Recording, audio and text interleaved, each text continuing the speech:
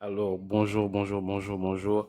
Merci d'être ici avec nous dans le Ali Chama podcast. J'ai un invité spécial ici. Il va se présenter. Oh, désolé, tu m'as posé la question déjà? Oui, oui, tu peux te présenter. Ouais, parce qu'il y a eu un petit bug. Ok, donc la question c'était de savoir, en fait, tu veux que je me présente? Oui. Moi, je suis, de mon nom de famille en entier, c'est Ekom Ea Van Ronis. Mhm. Je suis gabonais. Et pour la suite, je pense on va aborder tout ce qui me concerne dans l'émission. Mais déjà, pour commencer, je suis gabonais, j'ai 35 ans. Et voilà, c'est un peu ça avec moi, en fait. Voilà, la question que les gens qui nous regardent vont se poser sûrement, c'est OK, pourquoi j'ai choisi toi pour parler du sujet qu'on va parler aujourd'hui. Tout simplement parce que j'ai remarqué ton parcours en tant qu'Africain en Amérique, il est spécial. Tu es venu ici en tant qu'étudiant international et tu as fait ce que tu as eu à faire et aujourd'hui tu es devenu professionnel. Donc on va essayer de, comment on dit, dive in, on va essayer d'aller un peu plus en détail pour savoir qui est le personnage, d'où il vient, pourquoi il a choisi ce qu'il a choisi, pourquoi il est aux États-Unis et pourquoi il est là où il est en ce moment. Donc, parle-nous un peu de ton parcours au pays, au Gabon. Tu faisais quoi, tu étudiais quoi et quelle était voilà, ta motivation de faire les sciences? Bon, déjà, avant d'entamer cette question, je vais d'abord dire merci parce que c'est un honneur. C'est pas tous les jours qu'on m'invite et surtout qu'on me regarde comme une référence. C'est pas, c'est pas quelque chose que je fais. Donc, déjà, te remercier, toi et tous ceux qui vont m'écouter. Et aussi, ce que nous faisons, je pense, c'est pour inspirer. C'est pas pour montrer que je suis qui que ce soit. Mhm, Tout au contraire, c'est pour inspirer tous ceux qui vont écouter ce podcast en espérant que ça va vous donner la force de continuer par rapport à vos rêves, vos ambitions et ce que vous voulez mhm, accomplir demain. Donc, c'est un peu ça. Maintenant, pour répondre à ta question de savoir qui j'étais au pays, ben, écoute, j'étais comme tout le monde dans le sens où j'étais un jeune étudiant, quand je dis étudiant, un jeune collégien, autant pour moi, ok, qui avait des rêves, qui aimait les sciences.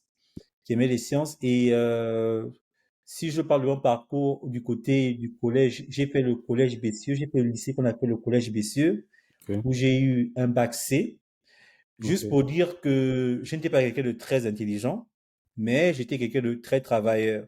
Donc, je comblais mon déficit dans l'intelligence, si je peux le dire ainsi, avec le travail. Ah, au travail. Ok. C'est aussi pour dire à tout un chacun que, bon, c'est vrai que, parce que moi, j'ai connu des gars vraiment intelligents, vraiment smart, mais il y a toujours une façon de combler ce que tu n'as pas, et c'est par le travail, parce que le travail est accessible à tout le monde. C'est-à-dire le travail, c'est-à-dire faire passer plus de temps à faire des exercices, c'est beaucoup plus une question de temps, de sacrifice, que de Mhm, talent inné, en fait, avec lequel tu nais. Donc, moi, j'étais ça. Et aussi, une chose que je veux aussi préciser, c'est que j'ai eu des parents qui ont cru en moi très jeune, ok. qui m'ont beaucoup supporté, parce qu'à l'époque, comme je n'étais pas quelqu'un de très brillant, en réalité, mes parents aussi me prenaient aussi beaucoup de professeurs pour faire des cours de soutien en physique, en mathématiques, parce qu'ils croyaient aussi en moi et puis ils voyaient la volonté que je dégageais, en fait.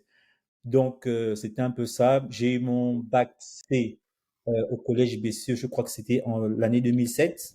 Mhm, Et de là, parce que je pense que tu veux que je conclue un peu toute la partie du Gabon, là. oui, oui. De là, quand j'ai mon bac, je rêve, comme tout le monde, d'aller dans les grandes universités en France, aux États-Unis, au Ouais, Canada à c'est aux l'époque. États-Unis, oui. Mais ce qui s'est passé, c'est que surtout les premières années, quand j'ai eu mon bac, mes parents avaient des difficultés financières et je n'ai pas pu Mhm. obtenir une bourse. Donc, j'ai dû trimer et jusqu'à ma désillusion, excuse-moi Des si je peux illusions, dire oui. ainsi.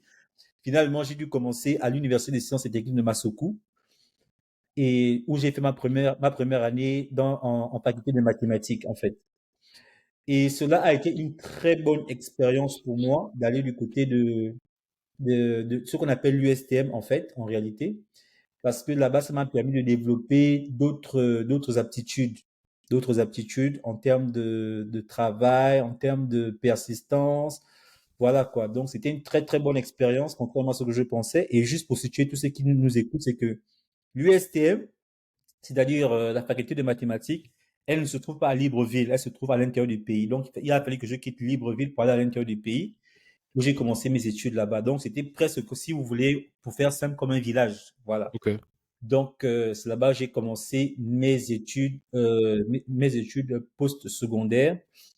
Et c'est de là que j'ai découvert que j'avais une passion pour l'informatique. Et c'est un peu ça, si je peux résumer en bref mon parcours, en tout cas du côté du Gabon. Et quand tu partais à l'USTM, tu avais une idée de la filière que tu voulais faire? Ben, malheureusement, et je pense que ce qui arrive à beaucoup de nos jeunes frères quand ils ont le bac, c'est qu'en réalité, quand tu as le bac, tu ne sais pas vraiment ce que tu veux faire après le bac. Tu as juste une idée, on te dit des choses. Bon, moi, par exemple, à Mhm. l'époque, je voulais être un grand physicien, faire beaucoup de Ok, mathématiques. ok, Voilà, j'avais des rêves comme ça. En fait, c'était pas quelque chose, j'avais pas quelque chose de concret dans la tête, en fait, de me dire que je veux être ci, ça, non. Je m'étais beaucoup plus lancé dans une carrière généraliste, c'est-à-dire avec les sciences pures, comme les mathématiques ou la physique. Mais la chance que j'ai eue, voici pourquoi je dis bien, je remercie le fait que je suis allé du côté de Masougou, parce que c'est quand je suis allé à l'USTM, à l'université, quand j'ai commencé à toucher les technologies, toucher d'autres choses, que je me suis ok, rendu compte de ce que j'aimais vraiment et de ce que je ne voulais pas faire pour plus tard. ok. Et surtout que j'ai découvert ma passion. Et je me rappelle qu'il y a cela quelques semaines, j'ai rencontré un Français avec qui j'ai, ça c'est une anecdote que je donne pour que vous compreniez certaines choses. J'ai rencontré un Français qui m'a posé la question de comment est-ce que j'ai commencé à découvrir que ma passion c'est l'informatique par exemple, parce qu'après en réalité j'ai Ok, fait dans l'informatique. Je ok. lui ai dit que c'est parce que la première fois que je fais un code, que j'écris un code, que je programme un code, je le programme sur un tableau noir. Et Sur un tableau noir. pour ceux qui font l'informatique, qui comprennent que quand tu fais un code, tu peux pas programmer sur un tableau, ça n'a pas de sens. Mais nous, à l'époque, parce qu'il y avait pas, on était en Afrique, il n'y avait pas de technologie et tout, c'est comme ça que moi je commence à coder et que je découvre que c'est ce que j'aime en fait. Donc, c'est ça. Et c'est de là maintenant qu'après j'ai commencé maintenant à établir en fait un plan de carrière, si je peux le dire, par rapport à ce que je voulais faire et jusqu'où je voulais aller avec l'informatique. Wow. Ok. Donc, de Masuku, comment tu te retrouves aux États-Unis? Non, mais il faut pas sauter les étapes. Ok. Parce il y a toujours l'équation, il y a toujours comment on appelle ça, l'inconnu de, bon, je vais dire l'équation du problème financier de mes parents. Wow. Déjà, Wow. quand je quitte Masuku, c'est Mhm. Masuku qui me permet de découvrir ma passion qui est l'informatique. Informatique, ok. Maintenant, quand je quitte Masuku, je reviens sur Libreville. Mon père maintenant me propose, ou bien je pense que c'est moi qui proposais au boss à l'époque, écoute, moi je vais faire dans l'informatique, est-ce que je peux pas même aller du côté du Ghana pour commencer en fait? Ok. Parce qu'avant de venir aux États-Unis, la vérité c'est que je suis d'abord allé au Ghana Ghana. où j'ai fait une forme, pour dire simple, où j'ai fait un BTS en réseau en informatique. Donc il y a d'abord cette étape-là. Maintenant, si tu veux que je réponde, comment j'ai fait pour quitter, Le parce Ghana. que je vais au Ghana, je Mhm. fais 2 ans. J'ai mon diplôme en réseau en informatique et aussi Mhm. juste pour mettre entre guillemets, quand je vais du côté du Ghana, je faisais partie des meilleurs de ma promotion Ok. parce que venant de Masuku où l'école était difficile entre guillemets, je dis bien difficile entre guillemets parce que la vérité c'est qu'à Masuku l'école n'était pas difficile, c'est juste que C'est le juste les système conditions. était difficile. Ok. On peut en revenir en long en large plus tard si tu veux, si tu as des questions par rapport à ça. Ok. Mais juste pour dire en résumé que le système était difficile. Mais c'est ce système-là qui m'a permis comment dire ça, qui m'a permis de me forger en fait, de me forger un caractère, de mûrir aussi par rapport à la personne que j'étais. Et ça m'a beaucoup aidé quand je suis allé du côté du Ghana parce qu'au Ghana, quand j'arrive au Ghana, je me rends compte qu'au Ghana, tu as droit à un ordinateur, tu as des professeurs qui font les cours de façon régulière. En fait, tout est mis en place. Ce qu'on appelle le système, en fait, c'est tout ce qui est mis en place pour que l'enfant réussisse ou bien échoue. Ok. Et du côté du Ghana, c'était pas le cas parce que au Ghana, tout était mis en place pour que Pour que toi, en tu tant réussisses. qu'élève, Tu tu réussisses. puisses venir à l'école, prendre des cours, aller à la maison étudier et pendant l'examen, tu réussis. Donc, j'arrive au Ghana, je fais 2 ans, je réussis à avoir mon diplôme en réseau en informatique Mhm. et de là, je retourne au Gabon et je pense que c'est au Ghana, par contre, que l'idée des États-Unis émane parce que tous les Ghanéens et tous mes amis à l'époque ne parlaient que des États-Unis, les États-Unis, les En États-Unis, fait, les c'est la États-Unis. référence, en fait. Voilà quoi, les États-Unis, c'était vraiment la référence. Donc, c'est vraiment de là-bas que je me dis, écoute, ma prochaine direction, ma prochaine destination, c'est les États-Unis par rapport à ma carrière. Et juste pour finir avec cette question, j'avais un professeur qu'on appelait Asamoah. Je ne me rappelle plus très bien du nom, mais non, son nom c'était Asamoah. Je me rappelle plus très bien du prénom, je voulais dire. C'est lui qui m'a inspiré parce que lui, en fait, il avait fait ses études aux États-Unis, il était sorti docteur. Et Ok. souvent, quand il me donnait des cours, il me donnait souvent des anecdotes, en fait, que quand il était aux États-Unis, il a travaillé pour telle entreprise, il a fait ci, il a fait ça, il a été viré là-bas, machin. Et Ok. c'est quand tu nous parles de tout ça, en fait, que nous, en fait, à l'époque, parce qu'on dit tout le temps, on était un groupe là, on avait ça chauffé notre cœur que, ah, mais franchement, le gars, il est aux États-Unis, il a travaillé pour telle entreprise, il a fait ci, il a fait Oui. ça. Et en fait, c'était comme une inspiration pour nous, se dire que, ah, mais Ouais. nous sommes aussi aux États-Unis, on veut s'y percer. Est-ce que tu vois un peu? Oui, je Donc, vois, je vois, je c'est vois. comme ça, quoi. Donc, si je peux résumer un peu, jusqu'à présent, ce qu'on dit, c'est que quand je vais à Masuku, c'est-à-dire à l'université sciences et techniques de Masuku, du côté du Mhm. Gabon, c'est là où je découvre ma passion.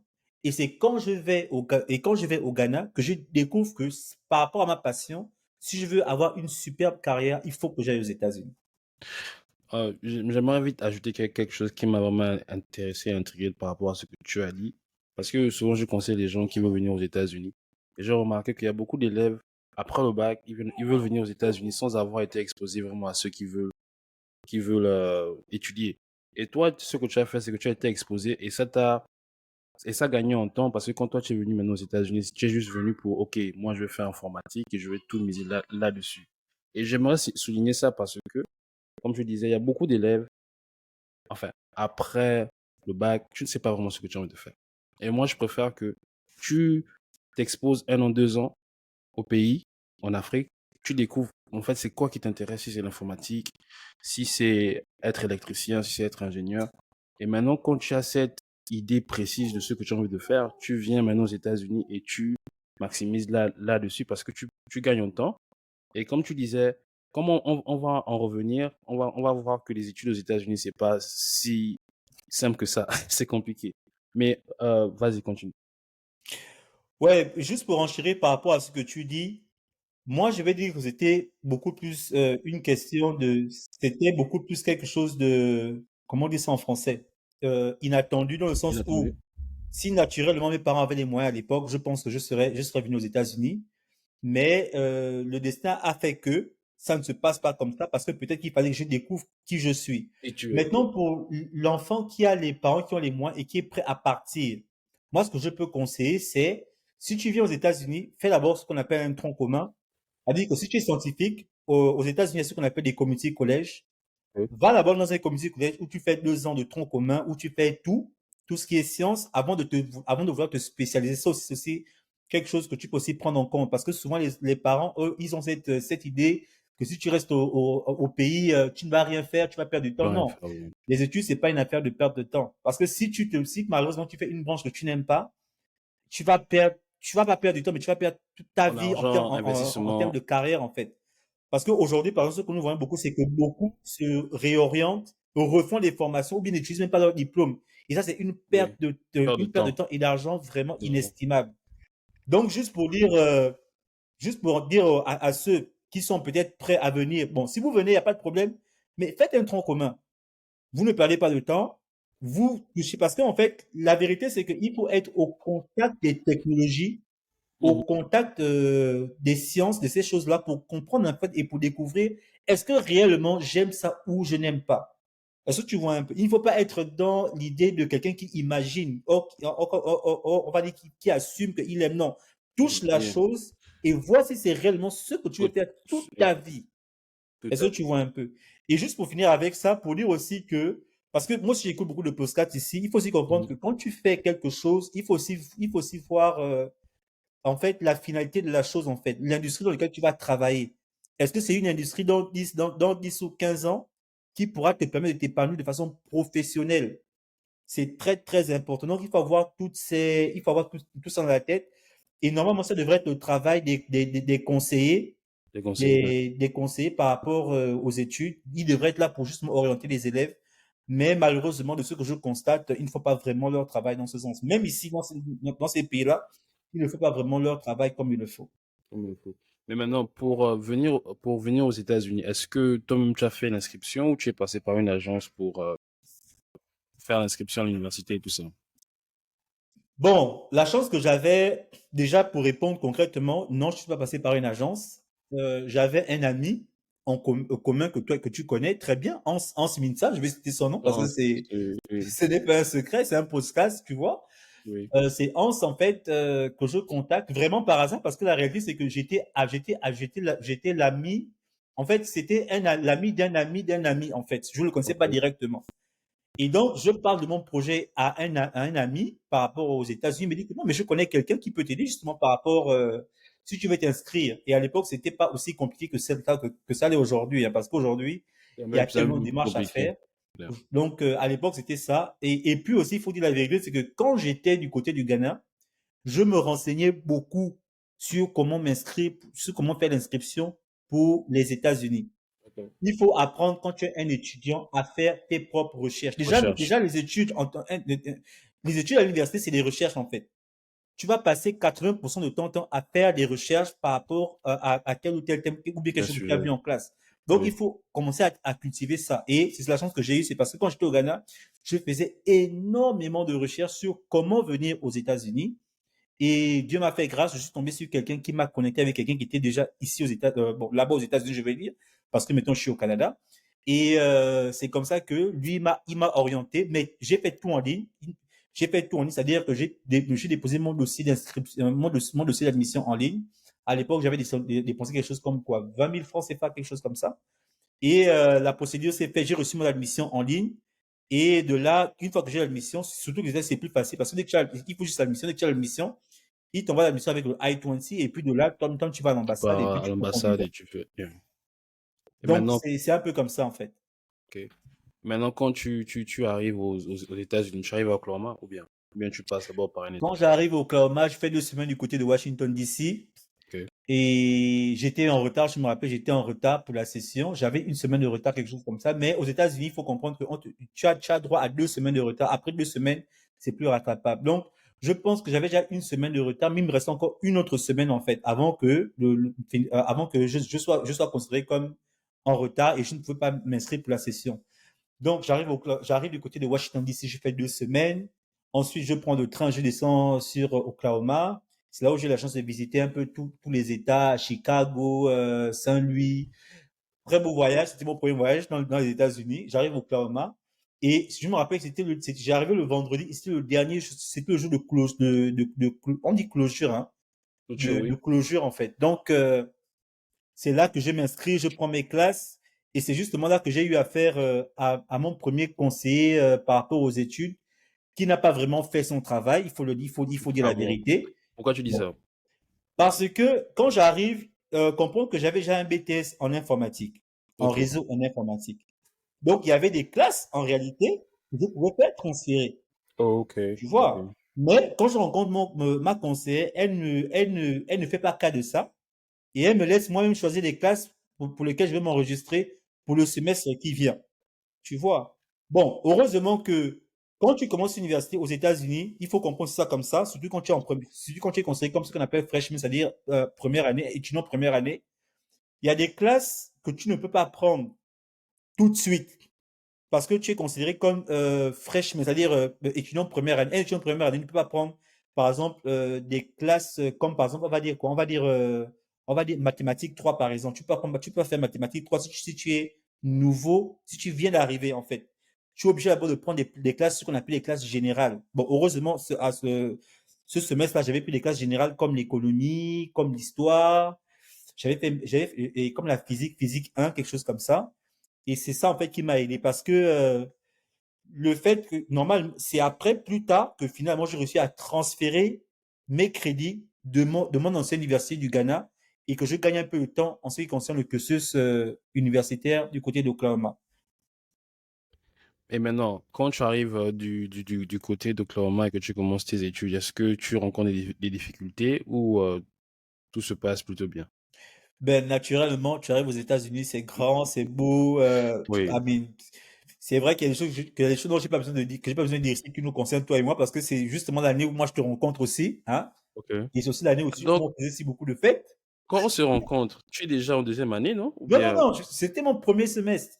Je viens en Oh, ok, janvier, ok, ok, je te ok. rencontre, et toi et moi, en fait, on se connecte, je pensais, pendant les vacances. Oui, C'était les vacances, ouais. après Ouais. mon premier semestre, en fait. J'avais pas encore fait un an. Donc, naturellement, les problèmes d'intégration, parce que c'est un nouveau pays, c'est une nouvelle façon de faire, un nouveau système, une nouvelle. C'est maintenant que je me rends compte que je suis vraiment à l'étranger parce que je vois des blancs. Et je me rends compte que oui, oui, oui. Tu sais, je dis souvent aux gens qui font les Mhm, pays africains, mhm. je dis souvent aux gens que vous ne sentez pas encore la différence parce que vous êtes encore au milieu des noirs comme vous, en fait. Oui, D'une oui, certaine façon, c'est encore les mêmes mœurs, la même culture, la même façon de faire les choses. oui. Mais quand tu arrives au milieu des blancs, c'est pas péjoratif, c'est vraiment, quand tu arrives, ils ont vraiment une autre façon de faire différente de toi Ok. et c'est vraiment difficile. Donc, l'intégration, c'était difficile, voilà.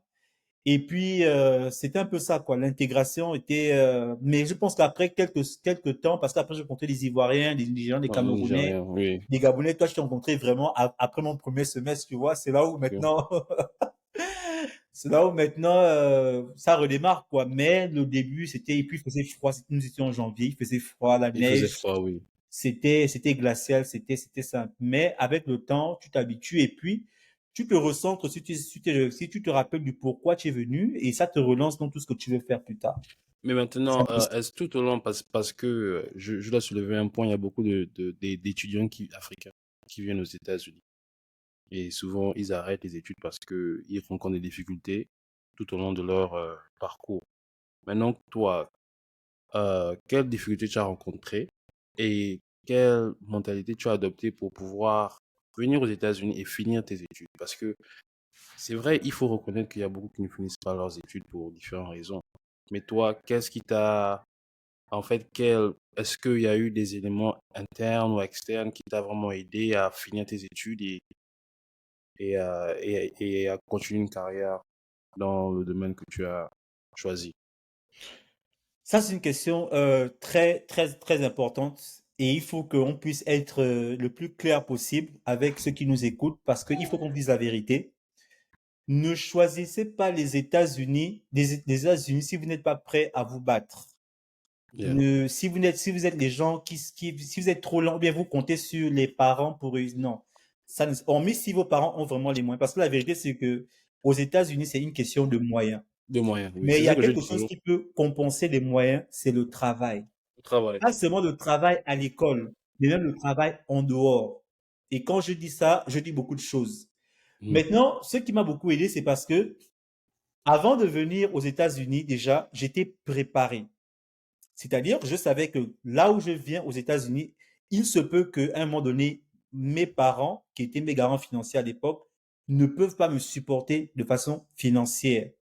Et j'avais déjà établi des stratégies dans ce sens que quand ça va arriver, voici ce que je peux faire, sans compter que les États-Unis, c'est un pays ouvert et qui offre des opportunités, tout genre d'opportunités. J'ai dit tout à l'heure à un frère quand j'étais à l'église que si tu entends quelqu'un qui aux États-Unis qui ne travaille pas, par exemple, c'est ça, en fait, c'est sa volonté personnelle, c'est que la personne ne veut pas travailler. Parce que ce pays, c'est un pays d'opportunités et surtout en termes de travail. Donc, il faut que cela soit clair. Donc, je reviens en disant ceci. Oui, vous savez, quand j'arrive aux États-Unis, pour la petite anecdote, mon père n'a pas pu, il fallait payer quoi? Il fallait payer 4 000 $ pour 4 500 $, je pense. 4 500 $ pour que je puisse finir mon premier semestre. Mais malheureusement, mes parents n'étaient pas en mesure de le faire. Heureusement que de mon côté, moi, j'étais déjà prêt en fait. J'étais déjà prêt et j'étais ouvert, c'est-à-dire à tout genre d'opportunités et surtout à écouter les anciens qui étaient déjà sur place. Parce que ce sont les anciens qui sont sur place qui ont ce qu'on appelle la doc. La doc, pour ceux qui ne connaissent pas un peu ce que c'est la doc, c'est-à-dire l'information. Tu L'information vois, parce que interne. tout Oui. est entre... C'est quelqu'un qui est dans un pays depuis 3, 4, 5, 6 ans, a plus d'informations sur ce pays que toi qui appréhende encore ce pays, ou bien qui pense connaître ce pays, ou bien parce que tu as vécu à l'étranger déjà. Par exemple, moi, comme j'ai vécu au Ghana, non, je connais, j'ai vécu. Non, ce n'est pas la même chose. Lui, il est ici depuis 2, 3, 4 ans. Maintenant, c'est pas tout le monde. C'est pas tout le monde qui a cette information. Il faut aller la chercher. Voici pourquoi il faut être quelqu'un de très ouvert. Il faut être quelqu'un de très ouvert. Il faut être curieux. Il faut poser des questions. C'était très important. Voici les choses, par exemple, que moi j'ai mis en place. Parce que je savais que non. J'arrive ici, j'ai entendu des histoires des gens, de mes aînés qui sont venus ici avant moi, qui n'étaient pas de famille riche, mais qui ont réussi à faire les études et qui ont réussi. Comment ils ont fait? Ce sont ce genre de questions que moi je me posais en retour.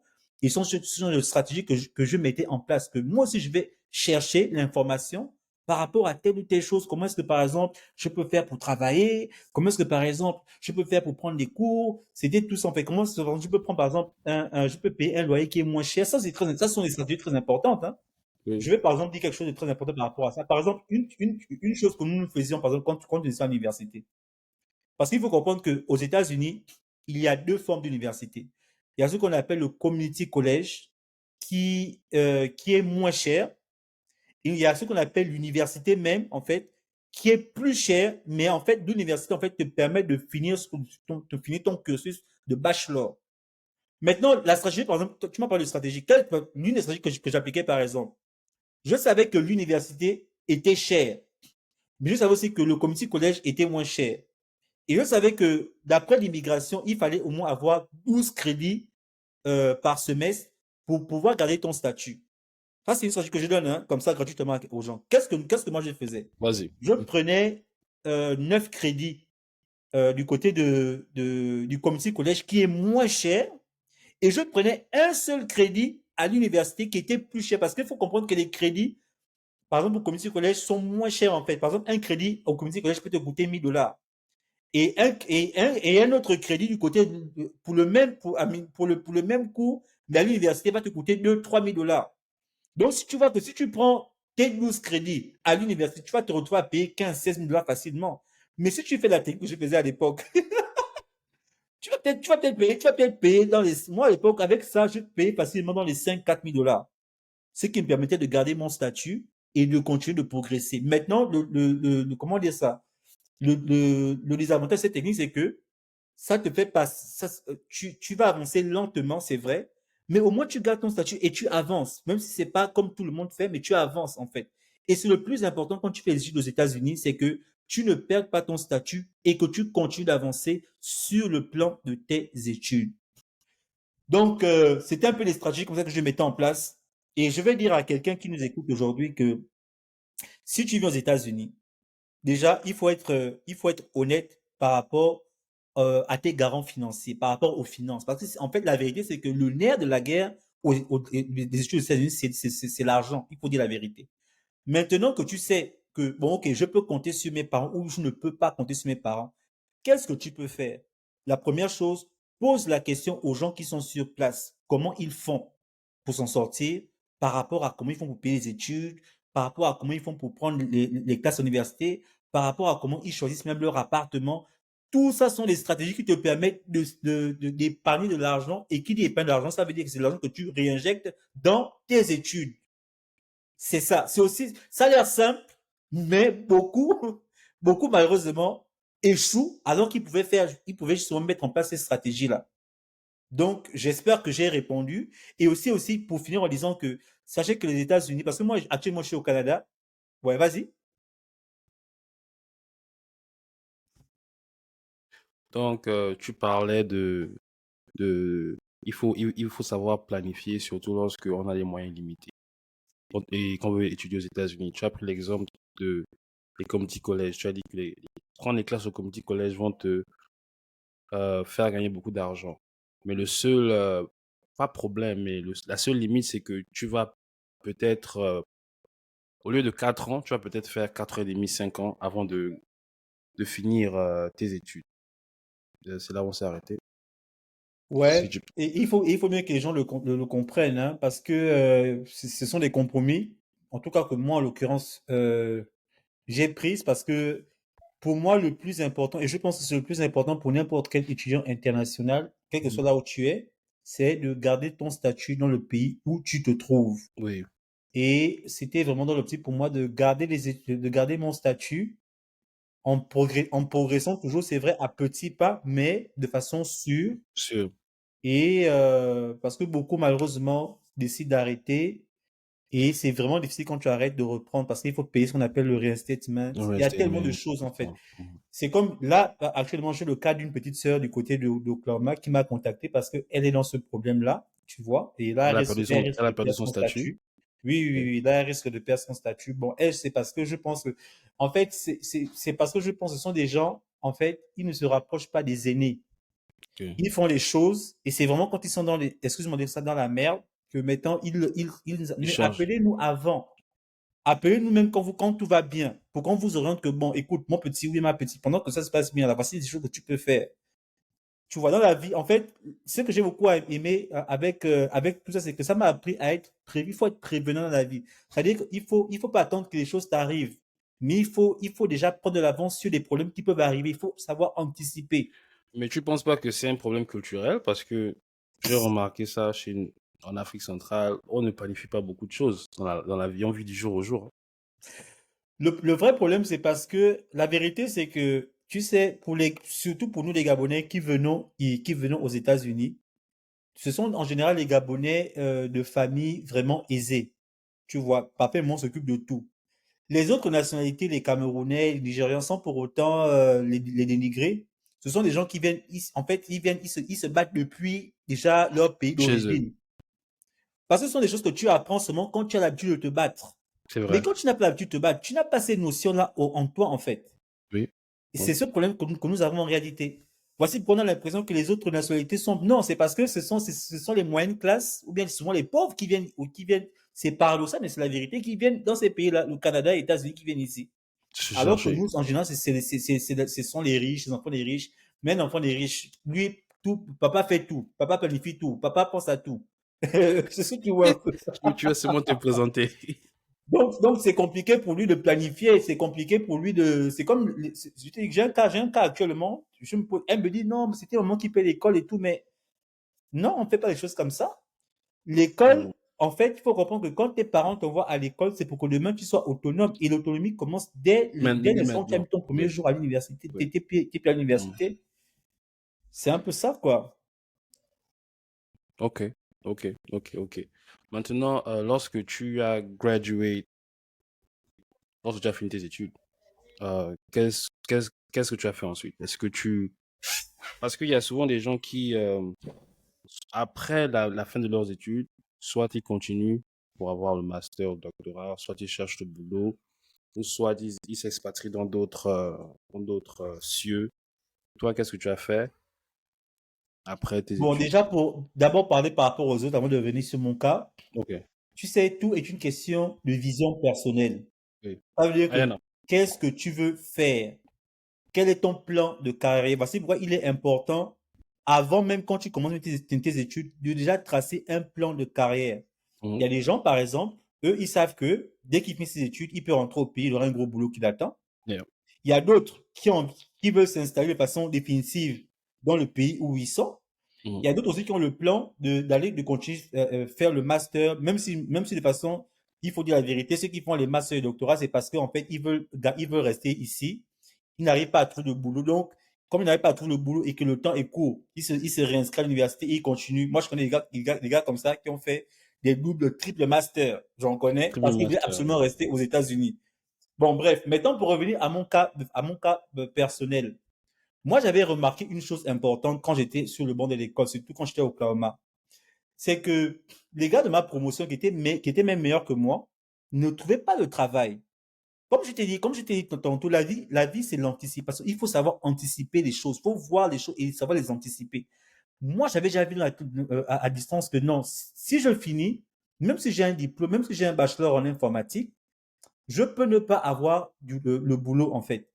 Et comme tu sais que en tant qu'immigrant, pour toujours des raisons de statut, il faut que tu travailles. Si tu ne travailles pas, après tes un an de ce qu'on appelle OPT, c'est-à-dire le permis de travail Dans le américain, travail, à oui, l'époque était un an. de un an pour quand tu as ton Mhm. bachelor, ben tu es obligé de quitter le territoire, ou bien comme j'ai dit, tu es obligé de te réinscrire pour un cycle master cette fois-ci.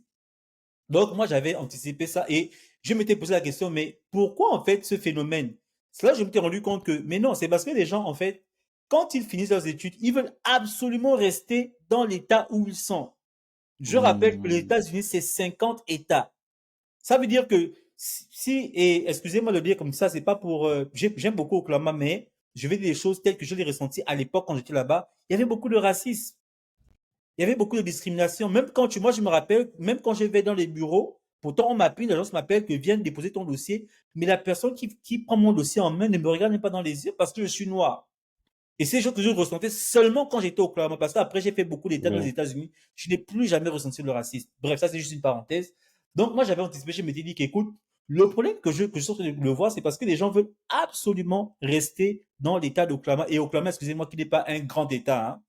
Et qui dit grand Non. État, ça veut dire qu'il n'y a pas plus d'opportunités que ça en réalité. Oui, Parce que ce oui. qui fait la force des États comme la Virginie, comme la Philadelphie, comme la Pennsylvanie, ce sont les grands États. Donc, il y a beaucoup d'entreprises, il y a beaucoup d'entreprises qui embauchent en réalité. Donc, c'est ça. Et je me suis dit que non, moi, en fait, je pense que dès que j'ai mon bachelor, je ne vais pas forcer le talent. Je vais pas perdre du temps à vouloir m'intégrer dans le marché de l'État de l'Oklahoma, mais je vais m'ouvrir pour partir. Et c'est ça, je pense, qui m'a aidé dans ma carrière parce que dès que j'ai fini, c'est vrai que dès que j'ai fini, on va dire 2 semaines après, j'ai eu un petit stage. Et écoutez, j'ai eu un petit stage. Et quand ils te prennent, hein, ils te prennent, tu es un bachelor. Ils te payent $10 l'heure. Sérieux. Sérieusement, comment t'as Et pour payé 10 ceux qui vivent dollars aux l'heure? États-Unis, vous savez que pour un étudiant qui a fini, qui a son bachelor, on te paye 10, c'est un salaire de misère. Même les gens qui travaillent au McDonald's ne gagnent pas ça. $10 l'heure. Moi, j'ai fait des études, je gagne $10 l'heure. Mais je savais que c'était toujours une façon pour eux de toujours me montrer que tu sais quoi, voilà quoi. C'est vrai, tu as un bachelor, mais tu es noir, en fait. Moi, j'ai dit, il n'y a pas de problème. Et le surcroît, dans la boîte en question, je travaille, il y avait des gens qui n'avaient même pas de bachelor. Et tu t'imagines que moi, j'ai un bachelor, et je gagne $10 l'heure. Et il y a des gens qui Ça, n'ont pas c'était d'emploi, qui à gagnent plus que Oklahoma. moi. C'était à Oklahoma. C'était au Oklahoma. C'était ma Ok. première entreprise. Mais là-bas, j'ai juste fait, là-bas, c'était juste, bon, parce que je me disais, et aussi, c'était aussi une chose que je me disais, c'était parce qu'il faut aussi comprendre que quand tu as un bachelor, moi, je conseille à tous les gens qui font les études, si tu réussis à finir tes études, tu as un bachelor, même si quoi, travaille dans ton field. Je vais donner une petite anecdote. Je vous ai dit que quand j'ai eu mon bachelor, à 2 semaines après, j'ai passé une entrevue pour une entreprise qui me payait $10 l'heure. Mais l'avantage que j'avais avec eux, c'est que je faisais dans ce que j'avais appris à l'université. Parce que il faut être cohérent.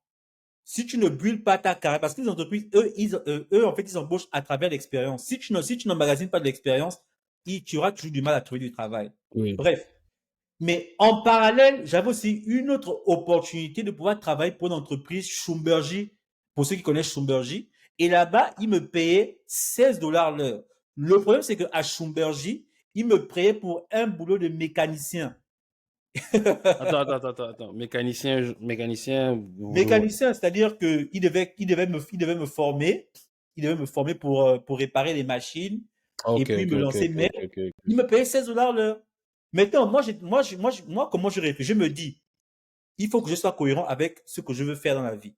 Ça Mhm. veut dire que si je prends l'opportunité pour faire mécanicien, pour être technicien, pour être mécanicien là, et je gagne plus d'argent, c'est vrai.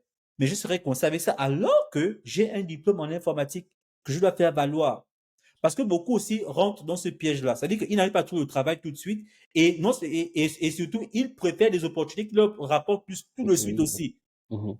Donc, ils vont s'embourber dans quelque chose qu'ils n'ont pas fait à l'université. Et ce qui fait que leur diplôme, parce que beaucoup clairement sont dans ces situations, leur diplôme va pourrir pendant qu'eux, ils font autre chose. Et jamais ils ne vont. Parce que ces diplômes-là, il faut engager de ce qu'on appelle de l'expérience. L'expérience est très, très importante. Vous allez le comprendre quand je vais vous expliquer ce qui s'est passé ici au Canada, parce que je suis au Canada, combien de fois l'expérience est importante. Donc, je m'étais dit, c'était ces deux pièges-là qu'il fallait que j'évite. Le premier piège, c'était je n'ai pas je n'ai pas à absolument vouloir rester au Oklahoma. Si Oklahoma ne me donne pas d'opportunité plus que ça, il y a 50 autres États qui m'attendent, qui sont prêts à welcome le diplôme que j'avais. Ça, c'est la première chose. La deuxième chose, c'était, il ne fallait pas que je tombe dans le piège de celui qui veut gagner gros tout de suite. Le plus important pour moi, c'était si je dois travailler, que je travaille dans mon champ d'études par Mhm. rapport au diplôme que j'ai reçu. Parce que si je faisais autre chose, ça fait en sorte que je ne gagne pas d'expérience et ça fait en sorte que ça empêche mes opportunités et surtout ça va m'empêcher d'utiliser mon diplôme pour plus tard. Parce que les diplômes, qu'on ne veut ou pas, ça vieillit. C'est vrai, c'est vrai, c'est vrai, c'est vrai. C'est un peu ça. Et donc, en fait, j'étais tellement concentré sur ce que tu as dit. Donc, tu as dit que tu as fait 2 semaines là où on te payait $10 l'heure. Et Yeah. ensuite, et ensuite, comment tu as fait? Est-ce que tu as ouvert tes recherches à l'extérieur de Oklahoma? Exactement. Exactement. Vraiment, j'ai ouvert, mais c'est parce qu'il faut comprendre que tout se fait ici en ligne. Tu vois, donc, quand tu paramètres ta demande d'emploi, si tu mets dans ta demande, par exemple, je ne cherche que le boulot qu'au Oklahoma, ce sera difficile pour que les recruteurs d'autres États te contactent. Mais une fois que tu as ouvert ce moteur de recherche en disant, une fois que tu as update ce paramètre en disant que tu es ouvert à ce qu'on appelle la relocation, tout de suite, ils vont te contacter parce qu'ils se disent que c'est vrai que tu vis au Oklahoma, mais tu es ouvert à sortir de l'Oklahoma pour aller travailler dans notre État. Ce que j'ai fait est naturellement une compagnie de consulting. Parce qu'aux États-Unis, surtout en termes en informatique, il y a beaucoup de compagnies de consulting. Et moi, j'encouragerais beaucoup ceux qui sortent de l'école à passer par elles parce que eux, ils peuvent avoir des opportunités plus rapidement aussi. Ceci, c'est aussi une façon de faire. Et il y a une compagnie de consulting qui m'appelle. C'était le président qui m'avait appelé. On a eu une conversation de près d'1 heure. Il m'a, euh, il m'a mis en confiance. Il m'a mis en confiance. À l'époque, c'était du côté de l'État de Pennsylvanie. Il m'a mis en confiance et tout. Et je crois que 2 jours, j'ai eu besoin de 2 jours pour réfléchir, même si la vérité, c'est que quand on a discuté, j'étais prêt. Mais comme je le dis, il faut toujours à un moment donné s'asseoir et puis voir les risques, évaluer les risques. Parce que moi, j'ai fait 5 ans, j'ai fait 5 sur 5 à Oklahoma, c'est-à-dire 5 ans sur 5 ans. Je n'ai jamais quitté Oklahoma. Et là, maintenant, je partais dans un état que je ne connaissais pas et surtout rencontrer quelqu'un que je n'ai jamais vu physiquement. Donc, c'était un risque pour moi. Mais j'ai pris ce risque de façon mesurée. Pourquoi? Parce que je m'étais dit à l'époque, je louais une petite chambre avec un pasteur, chez un pasteur. J'avais dit au pasteur, écoute, je pars, mais il se peut que je revienne. Donc, je pars, je paye ce mois-ci, en fait. Au cas où je reviens, si ça se passe mal, je peux revenir parce que j'étais véhiculé, heureusement. Je peux revenir et puis je reprends ma vie ici. Maintenant, si tout se passe bien, tu peux continuer, tu peux donner la chambre à quelqu'un d'autre. Tu vois, donc en fait, attention, moi je suis quelqu'un, Dieu m'a fait la grâce de vraiment toujours mesurer tout ce que je faisais, Yeah, yeah. calculer pour finir. Parce que dans la vie, il n'y a pas de réussite, il n'y a pas de projet qu'on fait sans risque. Ça n'existe pas. Tu peux échouer comme tu peux aussi très bien réussir. Et moi, dans mon cas, j'ai vraiment très bien réussi parce que après, je ne l'ai pas regretté, mais j'aurais pu échouer. Et dans le cas où j'aurais échoué, j'avais déjà prévu un plan B.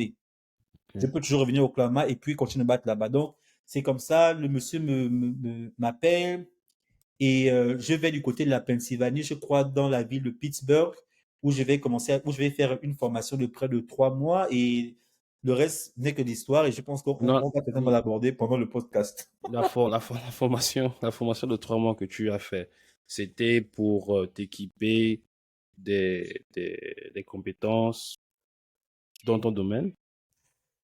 Oui, parce qu'il faut comprendre que l'université, de façon générale, surtout dans le programme, parce que moi j'ai fait un bachelor comment dire ça en français, Computer en science, software engineering, c'est pas, software engineering, ça veut okay. dire ingénieur logiciel, ok? Logiciel, oui. Il faut comprendre que ce sont bon, de façon générale, l'université équipe pour que tu puisses être, dans mon cas à moi, un bon programmeur. Maintenant, la vérité qui se passe, c'est que quand tu sors, mettons, de l'université pour rentrer dans le marché de l'emploi, ce qui fait la différence, c'est comment tu manipules les technologies pour pouvoir programmer. OK. Et à l'université, on ne peut pas t'apprendre ça parce qu'ils n'ont pas le temps, en fait. Et puis, il y a Tu plusieurs qui vois? viennent chaque année. Il y a de nouvelles technologies Voilà. Et qui puis les viennent. technologies Ouais. changent tellement tout le temps. Yeah. Donc, ils sont même pas censés le faire. Mais ils sont censés t'apprendre les rudiments de la programmation, comment être un bon programmeur, comment créer un logiciel, créer une application, créer un site web et tout. Ça, ils doivent te l'apprendre. Mais mettons, en termes de l'utilisation des technologies, déjà, ils n'ont pas le temps, ils n'ont pas le budget, ils n'ont pas les ressources, ils ne peuvent pas le faire, en fait. C'est à OK. toi, mettons, d'apprendre ça quand tu vas en entreprise. Donc, c'était ça que la compagnie de consulting m'offrait, c'est-à-dire, eux, ils m'équipaient par rapport aux technologies. Et attention, qui parle de compagnie de consulting, ça veut dire qu'ils sont main dans la main avec ce qui se passe dans le marché de Dans le l'emploi, marché de dans l'emploi, les oui. business. Donc, ils ne vont pas te dire, va apprendre telle chose alors que telle chose n'est pas en demande dans le marché. Ils te font apprendre les technologies qui sont en demande dans le marché. Est-ce que tu comprends un peu? Voici un peu Yeah. là où ils sont quand même un peu plus malins. Et donc, avec eux, j'ai signé un contrat de 1 an parce que le deal, c'était quoi? J'arrive. Moi, j'ai pas de ressources financières, j'ai rien. Donc, eux, ils prennent tout en saut, ils Prends tout prennent en tout charge. en charge. C'est-à-dire le logement, la formation, le déplacement, voilà, tu vois, ils prenaient tout en charge. Et en retour, je signe un contrat de 1 an avec eux. Et le contrat commence, quand je commence à travailler, et ils prennent, on va dire, on va dire 40% de mon salaire.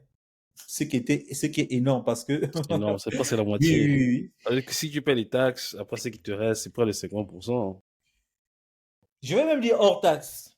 Parce que, Hors bon, taxe. je peux le dire ici, c'est un podcast, tu vois, c'est pas quelque chose de, c'est pas, et ce sont les choses qui se passent aux États-Unis. Ce qu'ils font en réalité, c'est quoi? C'est qu'ils te vendent comme ce qu'on appelle un senior développeur. C'est-à-dire quelqu'un qui a déjà 6 à 7 ans d'expérience. Entre-temps, toi, tu n'as Ok. pas ça. Entends-toi, Est-ce que ça tu vois signe un 3 mois peu? d'expérience. Voilà. Toi, tu n'as qu'à peine 3 mois où tu as Ouais. découvert certaines technologies. Et puis quand ils te vendent, tu vois. Mais ça, Mais, c'est une très bonne anecdote parce que quand j'ai mon premier projet, si ça vient dans le poste, tu vas un peu voir un peu à quoi ça ressemblait mon premier projet, mais c'était horrible. Mais bref, donc c'était ça. Et quand je dis que eux ils prennent, parce que un senior développeur aux États-Unis à l'époque, parce que nous étions dans les années 2019, 2018, je pense, gagnait facilement dans les 140 000. Et moi, mon salaire de base, je peux le dire aujourd'hui parce que je gagne plus de salaire, je gagnais 60 000 dollars l'année. Donc vous imaginez combien il se faisait sur moi en fait. Voici pourquoi je dis souvent aux gens que, surtout pour ceux qui viennent de sortir et qui passent par les compagnies de consulting, pour la première année, surtout parce qu'en fait, ils vous aident à avoir le boulot et puis surtout, et puis aussi, ils vous forment. Donc, tu peux signer ce deal pendant 1 an, mais pas pendant 2 ans. Parce que la deuxième année, là, maintenant, en fait, ils mangent l'argent sur toi, en fait. Ils mangent énormément d'argent sur toi. donc toi, tu as signé seulement pendant 1 an. Oui, ils te font signer le contrat c'est sur 1 an. Ils te font signer le contrat d'un an. Donc j'ai signé le contrat d'un an et puis j'ai pour mon premier projet, je crois c'était en mai 2019. Et durant ton temps en consulting, là où tu acquérissais les compétences, est-ce que tu avais rencontré des difficultés ou bien c'était... Mais naturellement, je te dis, j'ai dit ça récemment parce que quand je suis arrivé ici au Canada, Oui. j'ai rencontré beaucoup de gars avec qui fait beaucoup d'interviews et c'est un peu sorti comme ça. Moi, par exemple, quand j'ai fait mon premier projet, déjà, j'arrivais au boulot à 5 heures du matin et je repartais le dernier à 21 heures. Alors que l'entreprise, les gens arrivaient à partir de 9h30, 10 heures et repartaient au plus tard 17 heures, 17h, 17h30. Vraiment au plus 17h30. tard, si c'est trop tard, 17h30. Mais tu t'imagines, moi, j'arrive là-bas à 5 heures et je repars à 21 heures. Pourquoi je faisais ça? Parce que je savais que j'avais des lacunes et que j'avais besoin de plus de temps que les autres pour pouvoir réfléchir à comment est-ce que je peux travailler sur une application ou bien une tâche spécifique. Et le pire, c'est que comme j'avais été vendu comme un senior développeur, c'est-à-dire quelqu'un qui a 7, 6 ans d'expérience, j'ai été en charge d'une application. Normalement, quand tu vas, en tant que, on appelle ça soit, on appelle ça entry level, ça veut dire quelqu'un qui vient de commencer, ou bien junior développeur, ça veut dire quelqu'un qui a 1 an, un 2 ans. an, 1 an et demi d'expérience, pas plus, tu vois. Tu ne peux pas faire ça. Il y a que vraiment ce qu'on appelle les gars qui ont les 6, 7 ans d'expérience qui peuvent être responsables d'une application. Et c'est ce que moi je faisais. J'étais responsable d'une application. Est-ce que tu vois un peu? Intéressant. C'était Donc, quoi l'application dont tu étais oui, responsable? C'était quoi l'application dont tu étais responsable? l'application dont c'était en fait, bon, ma première entreprise, c'était une entreprise qui faisait un peu dans la sécurité. Ça veut dire que quand tu fais par exemple des paiements en ligne, il faut qu'on puisse vérifier en fait tes informations. Parce il y a beaucoup de fraudes aux États-Unis. Si tu ne sais pas, moi je te le dis. Il y a plein de fraudes aux États-Unis. Maintenant, ce que les entreprises font, c'est que ils achètent des API. Mhm. API, si tu veux, on peut dire, ils achètent des services en fait qui vérifient que lorsque quelqu'un fait une transaction bancaire en ligne, l'information de la personne est vraie, que c'est une vraie personne qui fait qui fait la transaction, ou bien ce n'est pas une fraude, ou bien c'est pas quelqu'un qui essaie de juste soutirer de l'argent, parce que ça arrive Mhm. beaucoup. Et les gens qui sont souvent chargés de construire sont juste des gens comme moi. Par exemple, dans mon entreprise, à l'époque, c'est ça que nous faisions. Quand tu veux payer pour quoi que ce soit en ligne, il y a un API qui est dans le service, qui est dans l'application en question, qui vient maintenant vers nous, où nous recevons maintenant l'information qu'il y a quelqu'un qui essaie de payer. Il faut vérifier l'information de la personne. Donc, on avait des algorithmes que nous-mêmes nous écrivions qui faisaient ce travail-là. Est-ce que tu vois? Et moi, particulièrement dans l'application sur laquelle je travaillais, en fait, c'est une application qu'est-ce qu'elle faisait? Quand toi, tu entres tes informations, il faut que nous, on vérifie. Donc, ton information arrive, par exemple, dans mon application à moi. Mon application envoie tes informations sur une autre base de données parce que tout ça, c'est intéressant. Ça envoie l'information sur une autre base de données qui fait aussi la vérification. OK. Et quand la vérification vient, ça vient sous forme de code. OK. Et c'est ces codes-là maintenant que je retransmets maintenant à un autre service maintenant qui va se charger maintenant de faire de prendre ce qu'on appelle, de prendre la décision en fait de savoir si oui ou non on accepte, on a fait la transaction ou pas. Tu vois? Bon, dans le jargon de l'informatique, on appelle ça des microservices. Tu vois, des microservices en fait. Donc, c'est un peu ça. Si tu vois, il y a un peu ça dans l'environnement dans lequel je travaille. Donc, OK. c'était mon service qui était en charge de ça. Donc, tu vois que moi, je n'ai pas d'expérience. Je sors à peine d'un training d'à peine 3 mois. Et voilà, je tombe là-dedans. Donc, chaque matin, je viens à 5 heures. Je repars à 21 heures parce que ça me permettait de prendre plus de temps à étudier, à voir comment est-ce que je vais implémenter telle chose, à faire des recherches.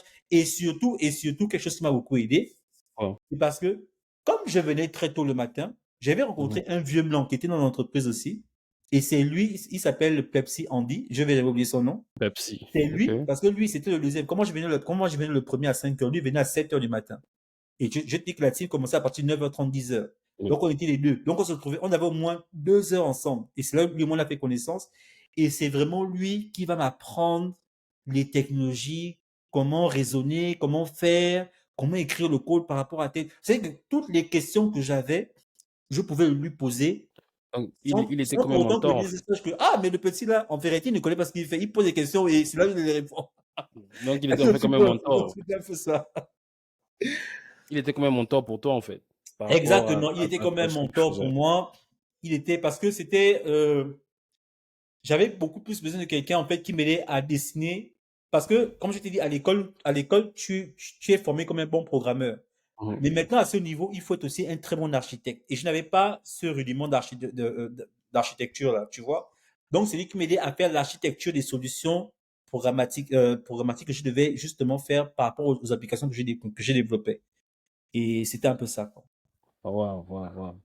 Intéressant, intéressant. Donc, quand tu finis ta formation, il te trouve un boulot, c'est ça? Ouais, les compagnies de consulting, c'est ça leur but. Leur but, c'est ils prennent des prospects et aussi, il faut aussi dire une chose, c'est que les compagnies de consulting en général, tu n'as pas besoin d'avoir fait l'informatique. Mhm. Ils ont en général besoin que tu aies fait un bachelor. Parce que de toute façon, ils vont te former en fait. Ce qu'on appelle train. Train, ça veut dire former. Ils vont te former. Donc, il faut juste que tu aies un bachelor. Ça peut être un bachelor en lettres, si tu veux. Complètement quelque chose opposé des sciences. Mais tant que tu as le bachelor, ils te prennent, ils te forment et maintenant ils te trouvent comment les compagnies. Attention, je ne dis pas qu'ils vont te clear ce qu'on appelle les interviews. C'est-à-dire qu'ils vont te faire passer l'interview. Non. L'interview, tu dois le passer. Tu Ok. comprends. Oui. Mais ils vont te trouver les compagnies qui sont en besoin des gens qui ont ton profil. Est-ce que tu vois un peu? D'accord, d'accord. C'est vraiment tout un mécanisme. Mais à la fin, je crois que aussi bien la compagnie de consulting comme toi, si tu es assez intelligent, tu peux faire une bonne affaire. Ok, ok, ok, ok. Et comme je disais, c'est cette campagne de consulting qui te trouve ton premier boulot, c'est ça? Yeah, exactement. Maintenant, il faut dire qu'après elle, j'ai fait deux ou trois autres compagnies de consulting avant d'avoir mon dernier rôle du côté de la Virginie où j'étais là maintenant c'était maintenant un rôle permanent. Moi-même je l'ai eu de façon permanente et c'est un peu ça. Mais c'était une très bonne expérience.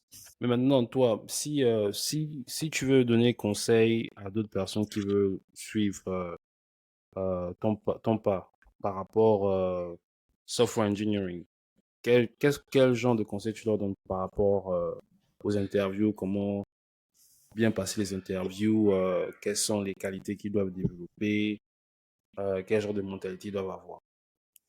Bon, déjà il faut dire que pour quelqu'un qui a mon parcours ou bien qui a un bachelor, déjà, tu n'es pas obligé, parce qu'il y a des entreprises qui embauchent les étudiants à ce qu'on appelle entry level, c'est-à-dire qui sortent fraîchement de l'université. Il y en a, tu vois.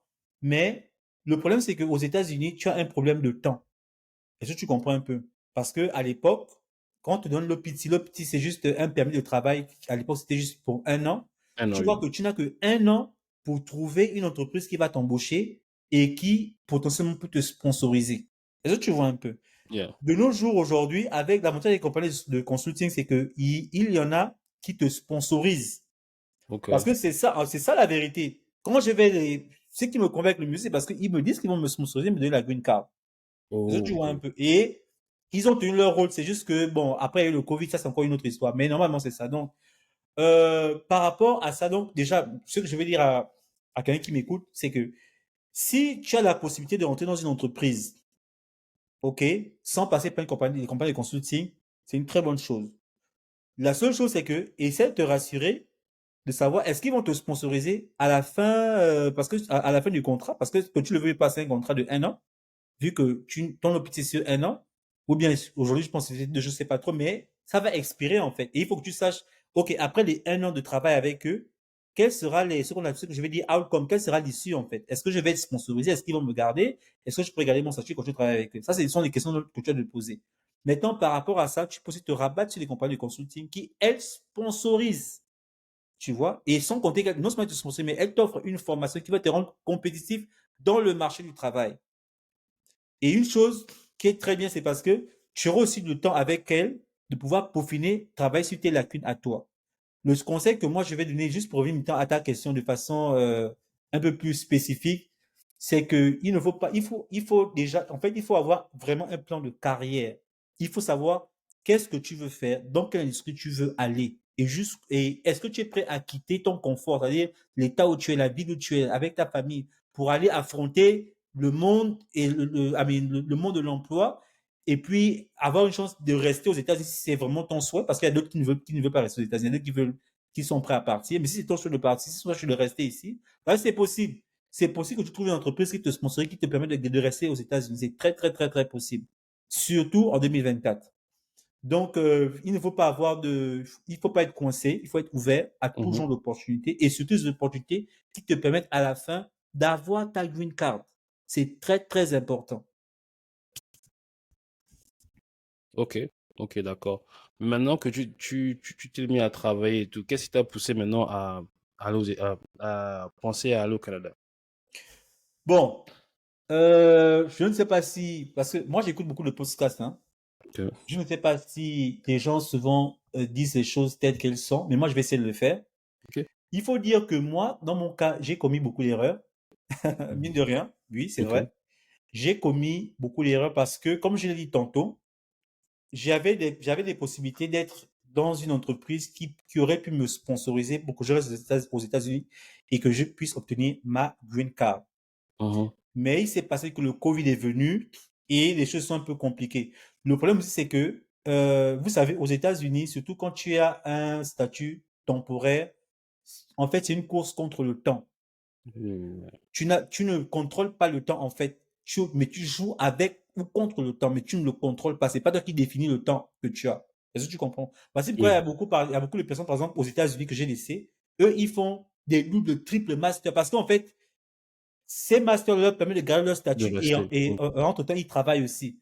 Mais excusez-moi, les masters, c'est coûteux, hein. Et puis, vivre toute une vie, tu travailles pour payer toujours les études, alors que tu n'as pas vraiment besoin de ça, mais parce que tu veux maintenir ton statut.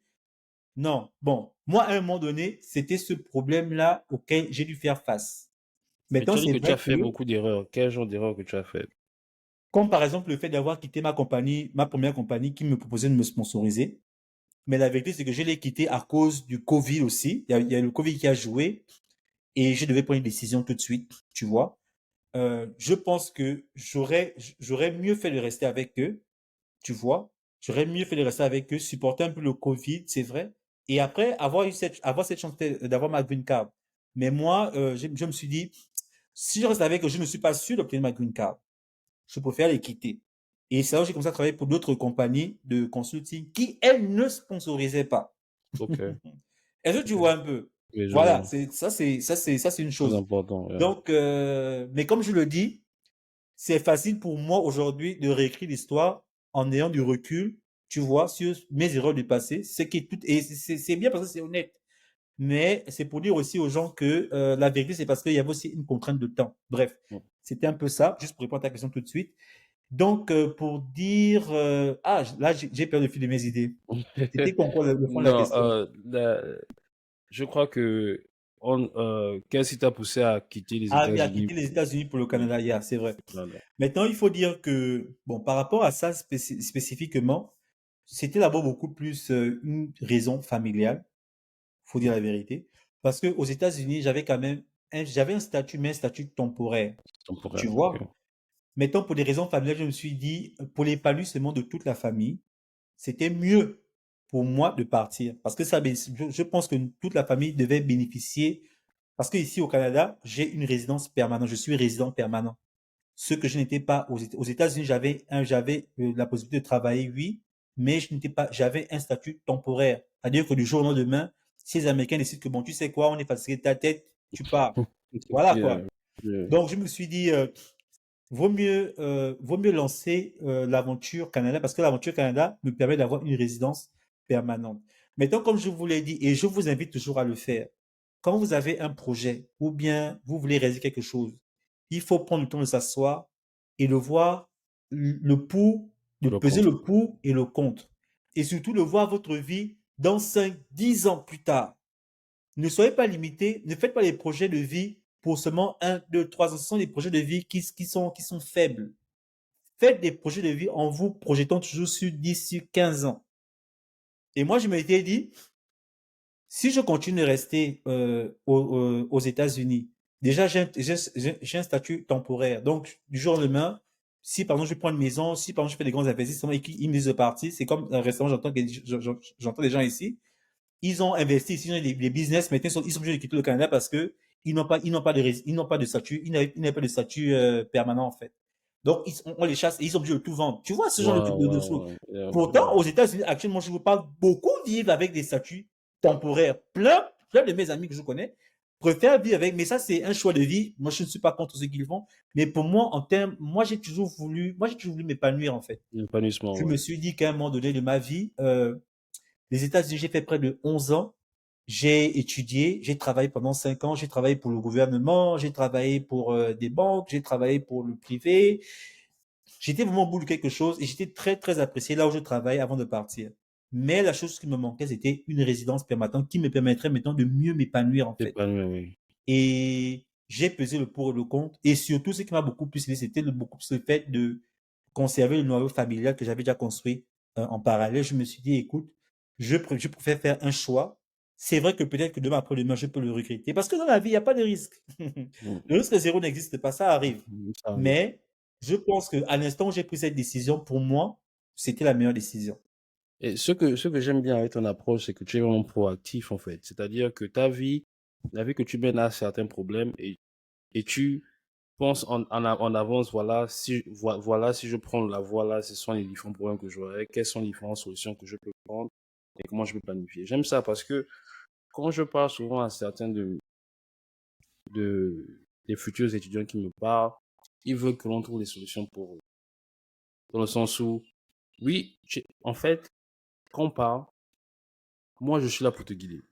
Tu me dis, OK, moi, je veux venir aux États-Unis, je veux venir à New York. Je vais te poser la question, pourquoi tu veux venir à New York? Après, je dis, New York, c'est pas bon parce que New York, c'est cher, viens à Auckland. Mais j'ai vu des personnes qui sont pas préparées. Ils veulent, en fait, que tu leur donnes des réponses, en fait. Ils se seulement les s'assoient et puis tu leur donnes seulement des informations et puis ils, euh, ils appliquent les informations et quand ça ne marche pas, ils vont te blâmer toi. Alors que moi, quand je t'entends parler, je vois que il y a comme une réflexion que tu opères, une réflexion, tu fais des recherches et tu prends aussi le risque. Parce que à la fin de la journée, c'est ta vie. Donc, Exactement. si tu prends pas de risque, tu vas rien avoir. Donc, la question que je veux te poser, c'est pas une question, mais qu'est-ce qui,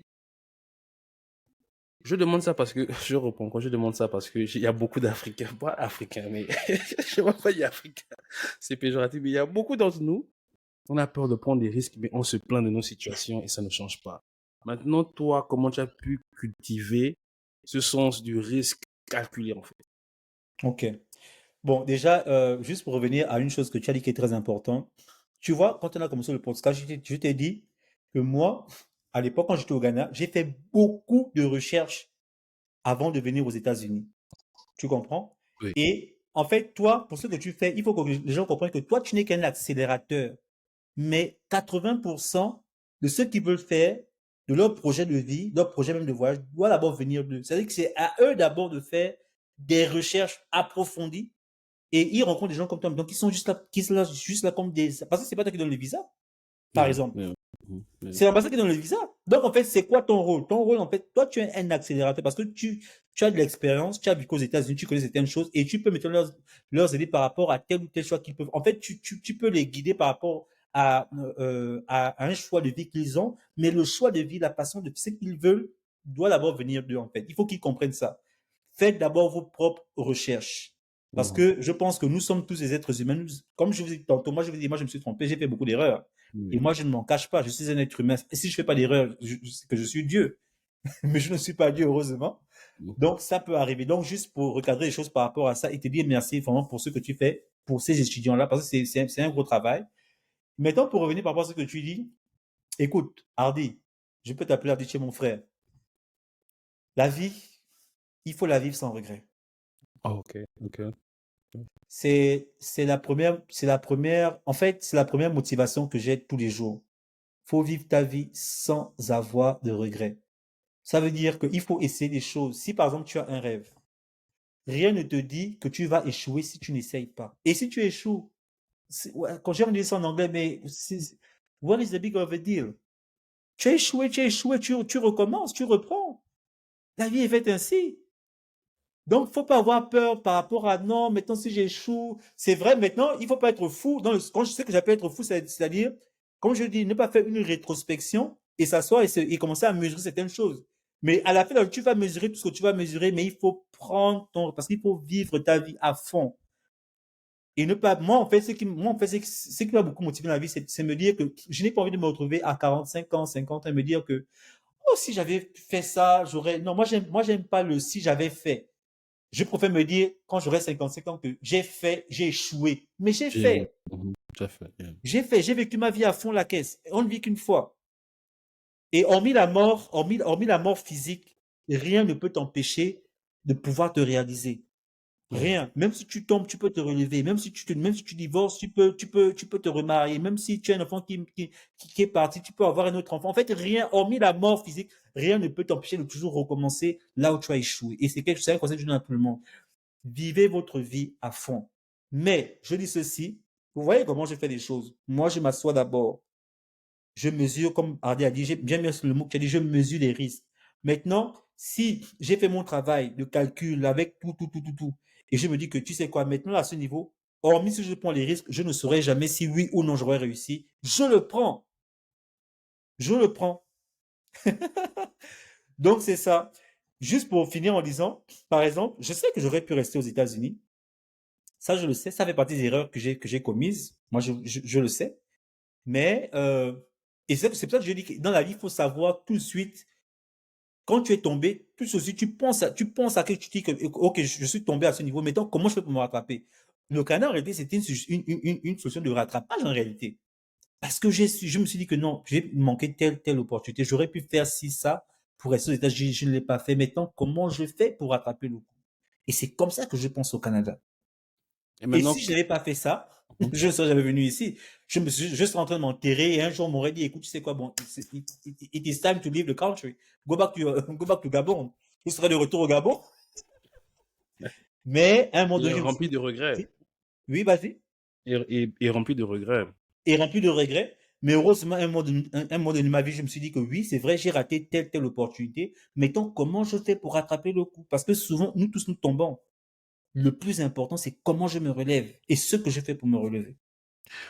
Et la prochaine question que je vais te poser, c'est maintenant, ok, tu as eu l'idée tu t'es dit, ok, au Canada, je peux aller là-bas et avoir ma, euh, ma green card canadienne. Comment t'es venue l'idée et comment tu as procédé pour immigrer là-bas au Canada? Bon, si je vais être honnête, il faut que je te dise bien comment les choses sont passées. Ok. C'est vrai que ceux qui vont nous écouter peuvent ne pas être de confession chrétienne, mais malheureusement, dans mon cas, c'est un témoignage authentique. Comment est-ce que je viens au Canada? Déjà, il faut dire la vérité, c'est qu'en 2020, un peu après, au début de la pandémie du Covid, j'avais déjà essayé d'immigrer, lancer les papiers et tout, mais ça n'a pas marché. En 2021 aussi, j'avais essayé, dans ce sens, je me rappelle, j'avais essayé, parce que la procédure, je ne sais pas si je t'avais envoyé un document, il y a un document que je vais t'envoyer encore, parce que je vais encore de l'appeler pour que tous ceux qui veulent faire la procédure que j'ai fait pour venir au Canada, vous pouvez, moi je demande rien, j'ai même pas besoin de quoi que ce soit. C'est vraiment pour aider les frangins, tous ceux qui veulent venir au Canada, parce que c'est là. Donc, en 2020, j'essaye, ça marche pas. En 2021, j'essaye, ça marche pas. Et nous sommes en 2023, parce que nous sommes en 2024, nous sommes en 2023. En 2023, je rencontre une dame. Elle vit au Canada ici. On s'est rencontrés par hasard sur un groupe de prière. Donc, la dame me contactait de façon personnelle pour que je prie pour elle. C'est pas un témoignage, c'est pas une affaire de témoignage chrétien. Je vous Oui. dis comment ça s'est passé. OK? La dame m'appelait de façon individuelle pour que je prie pour elle. Donc, je passais du temps, souvent quand elle m'appelle, je prie pour elle, je prie pour elle. Et c'est comme ça qu'un jour, pendant nos discussions, je lui émets l'envie de venir au Canada. Que non, mais bon, ma situation ici devient de plus en plus compliquée. Je pense que j'aimerais bien immigrer au Canada, mais je ne sais pas comment faire. Parce que moi-même j'ai essayé, ça n'a pas marché. Mais je ne sais pas, peut-être que toi qui es sur place, tu connais l'information de comment je peux faire pour immigrer. C'est comme ça que je me mets en relation avec une agence qui s'est occupée de mon dossier. Ok. Et c'est là que je relance tous les papiers parce que l'agence, vraiment, c'est comme je dis, en fait, une agence, ou bien comme ce que tu fais, vous êtes des accélérateurs, en fait. Parce que vous avez des informations que d'autres n'ont pas, que vous pouvez appliquer sur le site de quelqu'un pour accélérer, en fait, le processus pour lui de venir. Mhm. Et c'est ce qui s'est passé. Donc, c'est comme ça que l'agence prend mon dossier. Et parce que pour le Canada, il y a vraiment plein de choses à faire, mais je vais juste couper court, peut-être qu'on on en reviendra plus tard. Il y avait juste deux choses que je devais faire aux États-Unis pour pouvoir lancer mon dossier, en fait, que j'ai fait ça, je crois, en moins de 2 mois, j'ai fait, et puis j'ai lancé et puis ils ont lancé, dès que j'ai fait, j'ai envoyé au Canada, ils ont envoyé le dossier. Hardy, en moins de 1 mois, les gars m'ont répondu que c'était bon. Le gouvernement canadien m'a dit Mhm. que c'était bon, ils m'ont sélectionné.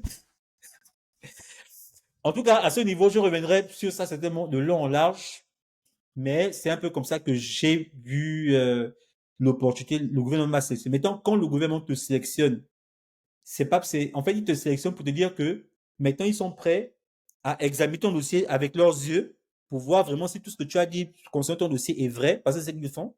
Et une fois qu'ils vont vérifier que ton dossier est authentique, qu'il n'y a pas eu de fraude et tout, à ce moment précis, maintenant, ils donnent l'accord.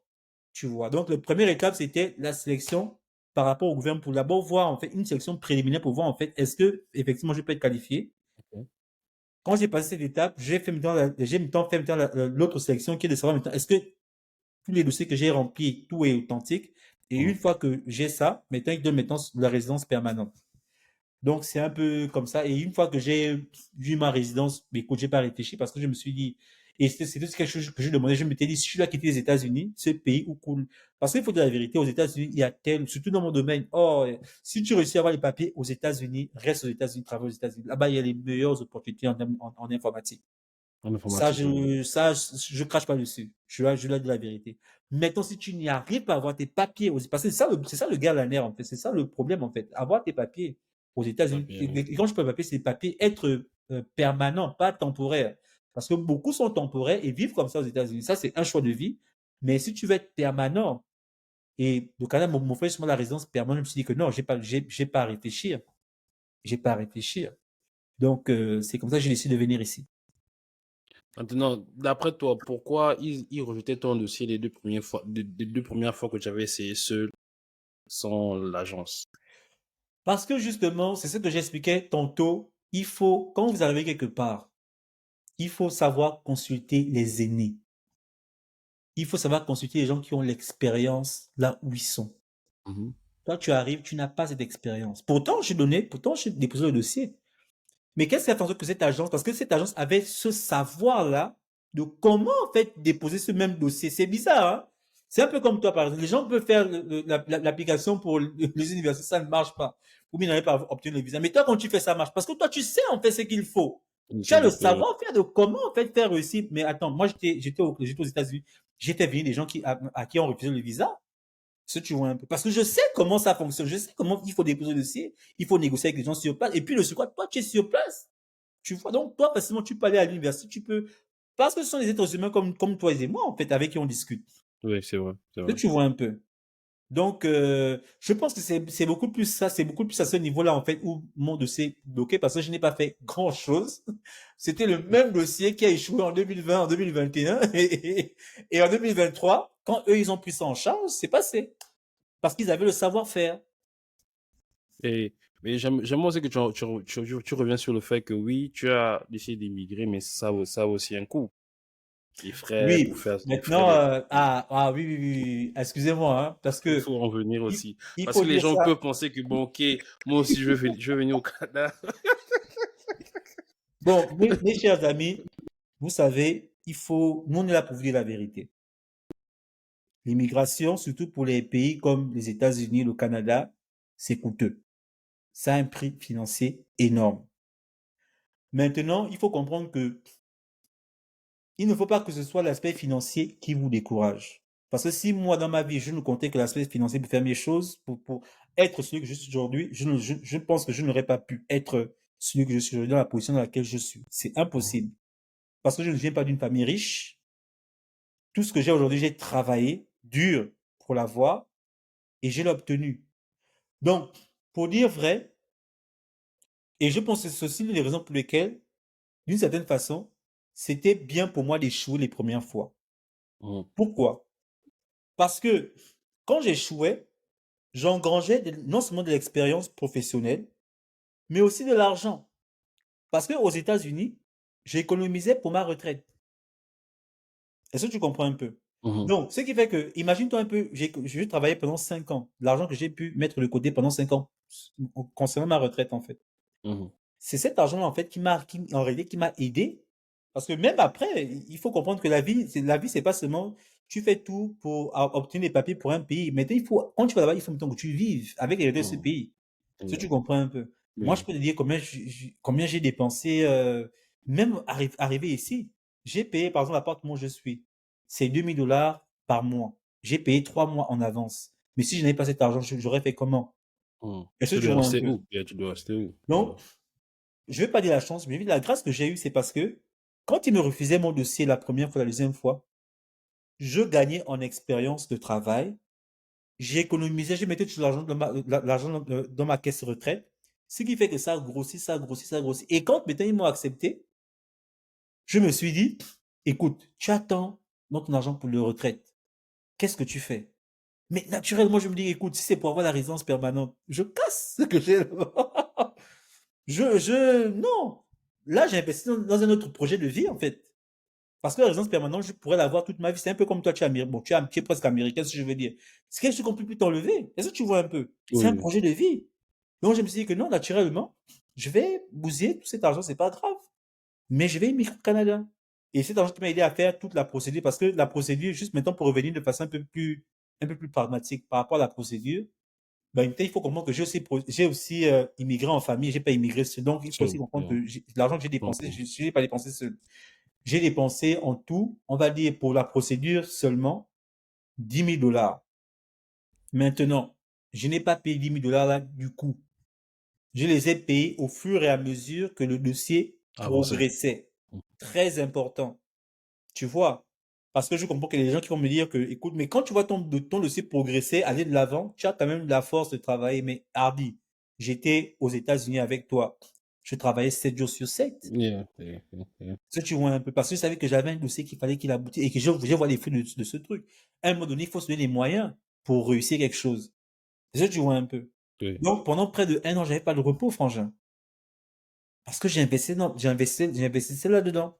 Yeah. Donc, c'était beaucoup plus une affaire de mes propres économies, mes propres efforts. Je faisais des extra shifts, je travaillais tout le temps, j'avais pas de repos. Et aujourd'hui, je vois le fruit de tout ce que j'ai fait. Maintenant, Donc, c'est un maintenant peu que tu es ça. là-bas, sur place au Canada, comment ça se passe pour toi là-bas? Bien, parce que je suis arrivé ici, je crois c'était en novembre, c'était le novembre quoi, 27, hein, quelque chose comme ça, novembre 27. Donc ça fait pas en réalité, ça fait à peine un mois aujourd'hui que je suis au Canada.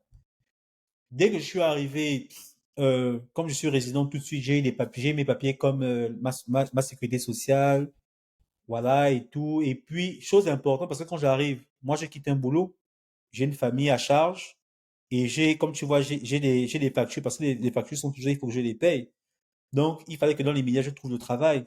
Mhm. Maintenant, chose qui est bien, et voici pourquoi je suis très reconnaissant pour ce que les États-Unis ont, pour ce que les États-Unis m'ont donné comme opportunité. C'est que ici au Canada, comparément aux autres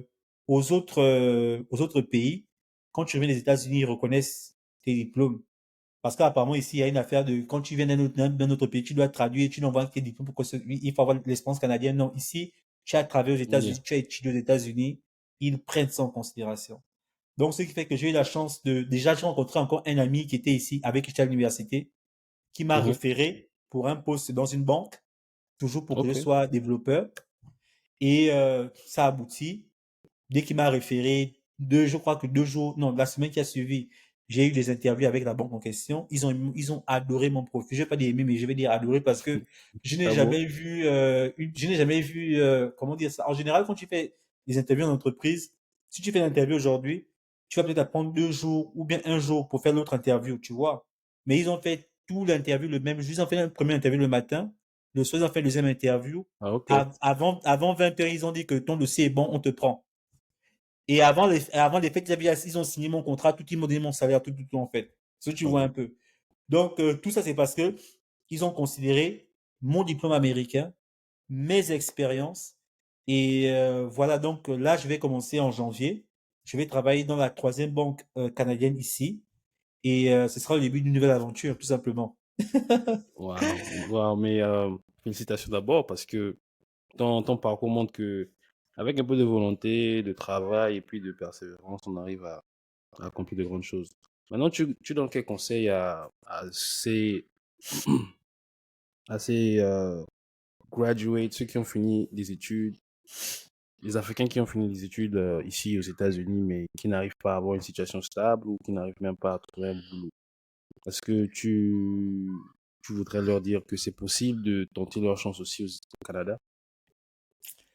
La première chose que je voudrais leur dire d'abord, de façon générale, c'est que tout dépend de la vision que tu as de ce que tu veux faire. C'est pas tout le monde qui a la vision de rester aux États-Unis, par exemple. Et c'est ça. Donc déjà, c'est quoi ta vision? Qu'est-ce que tu veux faire? Après ton diplôme, c'est quoi en fait? Quel est ton plan de carrière? Il est Mhm. important de construire un plan de carrière pendant les études, c'est pas après. C'est quand tu es en train de faire des études que tu es en train que tu dois planifier que OK, moi, je veux travailler dans ça, je veux faire ci, je veux faire ça, ou bien je vais rentrer au pays. C'est pendant les études parce que malheureusement aux États-Unis, quand tu as le diplôme, ton temps est court. Parce que je ne sais pas si ça a changé, mais ton OPT, il n'est valable que pour un an, c'est-à-dire ton permis de travail. Donc, tu vois que c'est trop court pour réfléchir. Yeah. Alors que pendant que tu es encore sur le banc de l'école, à l'université, tu as 3 ans, tu as 5 ans, donc tu as encore le temps de pouvoir t'asseoir, réfléchir, discuter avec l'industrie et surtout regarder ce qui se passe autour de toi. Parce que moi, c'est ce qui m'a beaucoup aidé, par exemple. Il faut regarder ce qui se passe. Par exemple, quand je dis regarde ce qui se passe autour de toi, si tu as un ami qui est dans ton champ d'études, qui a fini 1 an, 2 ans avant toi, qu'est-ce qu'il fait? Va vers lui poser la question, qu'est-ce que tu fais? Et qu'est-ce que tu fais, par exemple, si par exemple il ne travaille pas, pose la question, pourquoi tu n'arrives pas à travailler? Parce qu'il faut que tu identifies déjà les problèmes que tu peux toi-même faire face avec le même diplôme et que tu puisses déjà anticiper comment est-ce que tu vas les contourner. C'est très, très. Moi, ce que je faisais, je posais la question à tout. Pourtant, des gars brillants, moi, je connais. Il y a un gars avec qui j'étais très brillant. J'ai oublié son prénom, c'est un Ivoirien. Il est côté de la Côte d'Ivoire, mais très brillant. Lui, quand il est rentré en Côte d'Ivoire, ça m'a beaucoup fait mal. Et quand je dis que je travaille ici, il m'a dit que quoi, tu travailles ici? Pourtant, parce que je te promets que lui, il était plus intelligent que moi. Mais quel Mais moi, le blocage problème, tu c'est que penses moi, j'étais que... beaucoup plus malin que lui. Est-ce Ok, que tu vois un peu? Parce que moi, j'anticipais les choses. Est-ce que tu vois? Donc, ok. déjà, la première chose, c'est pendant que tu es sur le banc des études, s'il te plaît, réfléchis déjà à un plan par rapport à l'après-étude. C'est pour ça que tu dois profiter de le faire. Si tu ne l'as pas fait et que tu viens d'avoir ton diplôme, tu es d'une certaine forme coincé. Ce que tu dois faire, c'est que essaie de viser seulement les entreprises qui te permettront d'obtenir ta green card. Parce qu'il y en a, surtout en informatique, dans mon champ d'études, actuellement aux États-Unis, il y en a. Il y en a. Moi, je peux t'envoyer des listes que tu peux mettre sur ton site pour que les gens puissent avoir l'information. Mais il y en a tellement. Cherche les compagnies qui vont te sponsoriser, que ce soit des compagnies de consulting ou pas, parce qu'il y a aussi des compagnies qui ne sont pas des compagnies de consulting qui sponsorisent. Mhm. Si tu as fait ça et que ça ne marche pas, écoute, tu as un OPC de 1 an. Ne sois pas fermé à l'idée de repartir à l'école, faire un master et pendant ce temps, toujours faire plus des prospects par rapport au boulot. L'avantage, c'est qu'aux États-Unis, il y a ce qu'on appelle, quand tu fais un master, il y a ce qu'on appelle le programme CPT qui te permet de travailler pendant que tu fais ton master. Pendant que je fais ton Et master. beaucoup de gens, en tout cas beaucoup d'Indiens que je connais, font ça aux États-Unis. Et moi, je ne voulais pas être coincé dans le gars, parce que je vais maintenir mon statut, je paye toujours l'école et pendant des années, en attendant qu'on me sponsorise, on me donne la green card. C'est quelque chose, par exemple, que moi j'ai fait, mais c'était un choix de vie. Ça peut être ne pas être ton cas. Tu vois. Maintenant, si vraiment tu as fait tout ce qu'il faut de ton côté et que ça ne marche pas, sois ouvert à d'autres horizons, d'autres opportunités.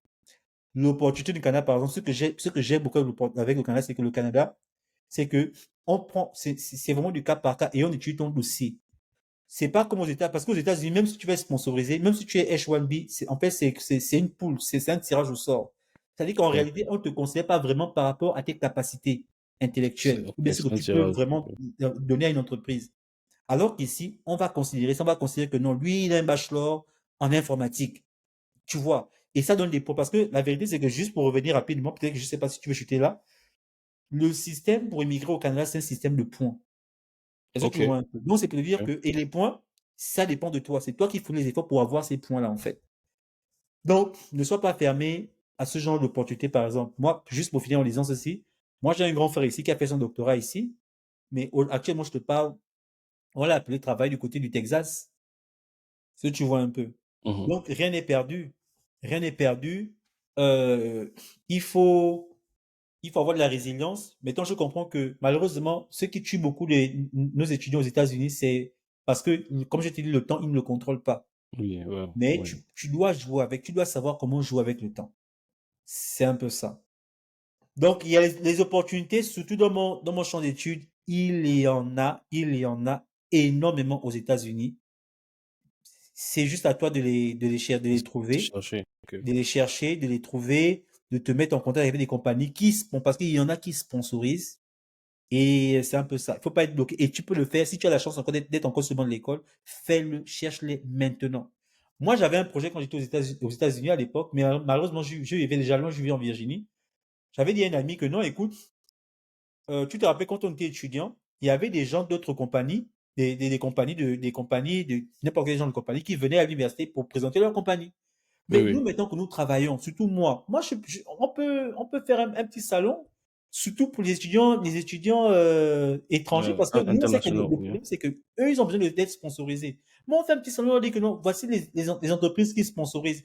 Il faut aussi dire que c'est aussi comment dire ça, c'est méchant de notre part pour nous, de ne pas conseiller nos petits frères dans les universités pour leur dire que, mais je sais que toi, à un moment donné, tu voudrais sponsoriser. Voici une compagnie qui peut te Mm. sponsoriser par rapport à ton champ d'études. Et nous, on ne le fait pas, malheureusement. S'il y a quelque chose que j'aimerais rectifier de mon départ aux États-Unis, c'est vraiment ça. Parce que à un moment donné, on a l'information. Voici quoi, justement, je passe dans ta chaîne pour dire que ces opportunités existent, à vous Exister. de les trouver et de faire votre travail par rapport à ça. Je ne l'en ai pas parce qu'il était au clamat, je l'en ai parlé. Il ne m'est jamais vraiment revenu. Bon, il a une famille, il a ses problèmes. Il est occupé, il est Un peu busy et tout ça. ça. Voilà. Yeah. Mais maintenant, quand tu regardes ton parcours du, du- du Gabon, Ghana, États-Unis, puis maintenant au Canada, quelles sont les qualités que tu peux citer qui t'ont aidé à être là où tu es et à devenir l'homme que tu es devenu aujourd'hui? Déjà, il faut avoir une vision, pas un rêve. Parce que le rêve meurt quand tu te réveilles. La vision reste. Est-ce que tu comprends un peu ce que je Ok. veux dire? Yeah, yeah. Il faut avoir une vision de qui tu veux être. Maintenant, par rapport à cette vision, tu dois comprendre que, surtout si elle est grande, ça va demander des efforts et des sacrifices de ta part. Donc, il faut être prêt à fournir ces efforts et payer ces sacrifices et faire ces sacrifices autant pour moi. Il faut être déterminé. Il faut avoir de l'ambition. Et surtout, toutes ces choses-là reposent sur une chose très importante qui est le travail acharné. Tu comprends? Mhm. Maintenant aussi, d'autres attributs qui peuvent t'ouvrir les portes, c'est la politesse, le respect des aînés, des gens autour de toi. Parce que c'est de là souvent que viennent les opportunités aussi, si tu comprends un peu. Donc, c'est ça que je pense, moi, ce sont des choses que j'ai cultivées au fur et à mesure. Déjà, j'ai eu la chance d'avoir été éduqué par des parents merveilleux qui ont fait de moi vraiment, qui ont mis les sous-bassements de l'homme que je suis. Mais aussi, à travers mes voyages, à travers mes rencontres, j'ai aussi peaufiné d'autres choses. Tu Mhm. comprends? Et Ouais. c'est un peu ça. Donc, je voudrais dire le travail, la détermination et surtout déjà toi-même, en fait. Quelle est la vision? Parce que tu ne peux construire qu'une vie, une carrière, que par rapport à la vision que tu as de ce que tu veux être ou bien de ce que tu veux faire. Tu ne peux pas aller au-delà. Tu comprends? Si par Oui. exemple ta vision pour toi c'est d'avoir une seule voiture, si tu as ta voiture, c'est bon pour toi. You good. Ah, mais tu es arrivé, c'est ce que tu voulais faire dans ta vie, tu as acheté la voiture, c'est fini. Tu n'iras pas plus loin que ça parce que pendant ta vie, ça a toujours été d'avoir juste la voiture. Une voiture, oui. Mais si toi c'est d'avoir un avion, par exemple, parce que tu fourniras les efforts pour avoir, c'est Avoir comme ça, ça. tu te battras, c'est ça en fait. Et aussi pour dire que c'est comme j'ai dit, fournir les efforts par rapport, c'est bien. Tout le monde peut avoir la vision, hein. C'est vrai que le rêve, ça meurt, oui, mais tout le monde peut aussi avoir la vision. Maintenant, ce qui fait la différence avec les autres, c'est les efforts que tu fournis pour atteindre cet objectif-là. Ça, c'est primordial. Et c'est ça qui fait la différence entre ceux qui échouent et ceux qui réussissent. Et une chose qui est bien dans notre vie aujourd'hui, c'est que je crois beaucoup en Dieu Mhm. et je crois que si vraiment cette vision est saine, quoi qu'il arrive, moi j'ai fait des erreurs. Je vous dis que j'ai fait plein d'erreurs. Mais quoi qu'il arrive, si vraiment tu tiens à réussir là-dedans, Dieu va t'aider. Parce que l'aspect divin est aussi C'est très crucial que important. toute autre chose. Mhm. Voilà. Ok, ok, ok. Merci, merci, merci d'avoir d'abord donné du temps parce que je sais que c'est une interview qui était axée, une interview qui était planifiée depuis je crois, 3 4 5 6 mois. Merci vraiment de partager ton parcours et surtout d'aider les futurs étudiants et ceux qui sont déjà ici aux États-Unis à comprendre qu'il y a des choses qu'ils peuvent réaliser avec un peu plus d'effort. Et j'ai aimé ce que tu as dit par rapport à la vision. En conclusion, moi, ce que j'ai compris, c'est que la vision, elle vit par rapport à tes efforts. Le jour que tu arrêtes de faire des efforts, voilà, la vision ne va jamais se réaliser. Et moi, vraiment, j'apprécie ton parcours et j'apprécie, comme un grand frère, j'apprécie tout ce que tu as pu vivre et tout ce que tu as pu réaliser parce que moi, je t'ai vu, moi, on s'est vu, tu étais encore étudiant. Tu vois un peu. Maintenant, tu es professionnel et ce que tu as accompli, je sais que souvent quand on accomplit des choses, on ne se rend pas compte de l'impact que ça a autour des gens qui nous entourent. Mais moi, je suis là pour te dire que ce que tu as accompli m'a inspiré. Et je suis sûr que ça va inspirer d'autres personnes à accomplir un peu plus. Et je pense que tu es un exemple qu'on doit citer et qu'on doit suivre en fait. Si on veut venir ici et réaliser les choses, parce que c'est ça aussi. On vit aux États-Unis, on immigre, c'est pas juste pour s'amuser, c'est pas juste pour danser à l'emboîte, mais c'est aussi pour changer le narratif de l'Africain ici. Moi, par exemple, je suis dans le domaine de l'ingénierie, j'ai travaillé dans différentes compagnies et quand ils voient le noir, ils ont toujours ce truc-là, est-ce qu'il est qualifié, est-ce qu'il est intelligent, est-ce qu'il est compétent.